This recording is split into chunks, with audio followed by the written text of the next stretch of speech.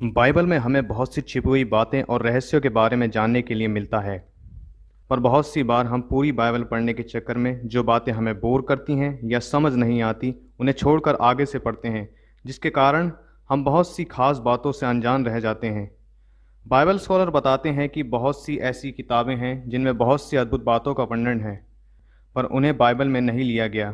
पर फिर भी बाइबल स्कॉलर कभी इस बात को नहीं कहते कि हमारे पास जो बाइबल है वह अधूरी है, क्योंकि बाइबल में हर बात परमेश्वर द्वारा बताई गई है और प्राचीन नबियों ने भी ईश्वरीय ज्ञान द्वारा हर बात को उसी प्रकार लिखा है। उदाहरण के तौर पर बहुत सी बार हम बाइबल में दी गई वंशावलियों को ध्यान से नहीं पढ़ते या फिर शायद पढ़ते ही नहीं। हम जानते हैं कि बाइबल में लिखा कोई भी शब्द या बात व्यर्थ नहीं है। अब जाहिर है कि वंशावलियों में दिए गए नामों में भी कोई रहस्य हो।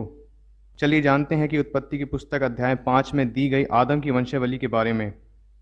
यहाँ हमें आदम से लेकर नूह तक 10 यहूदी भाषा के नाम मिलते हैं, जिनके अपने ही अलग मतलब होते हैं। जैसे आदम, जो मूल शब्द अदोमा से आता है, जिसका यहूदी भाषा में अर्थ होता है मैन यानी आदमी।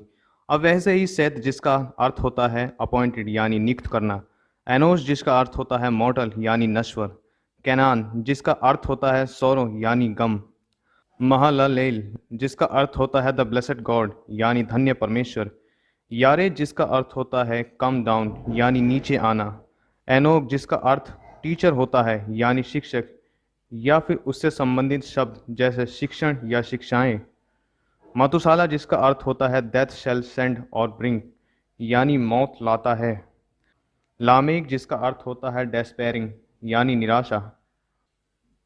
और आखिर में नूह, जिसका अर्थ रेस्ट यानी विश्राम या राहत होता है। अब यदि इन नामों के मतलबों को अगर एक साथ रखकर पढ़ा जाए तो ये कुछ ऐसे पढ़ा जाएगा।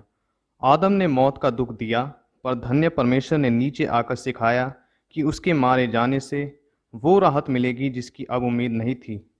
यानी उत्पत्ति अध्याय 5 में परमेश्वर हमें अपने पुत्र यीशु मसीह के मारे जाने और उसके द्वारा हमारी मुक्ति के विषय में बताते हैं। असल में ऐसी बहुत सी अनोखी बातें हम लोग नहीं जान पाते हैं, क्योंकि बाइबल की मूल भाषा इब्रानी और यूनानी है, जिसके अभाव के कारण हम हिंदी बाइबल में ये बातें ढूंढ नहीं पाते। उम्मीद करता हूँ ये वीडियो आपको पसंद आया होगा। इसी तरह फर्दर अपडेट्स के लिए चैनल को सब्सक्राइब करें, लाइक करें, शेयर करें। और हाँ, फिर भी हमसे कोई डिटेल या इन्फॉर्मेशन मिस हो गई हो तो नीचे दिए गए कमेंट सेक्शन में ज़रूर बताएं।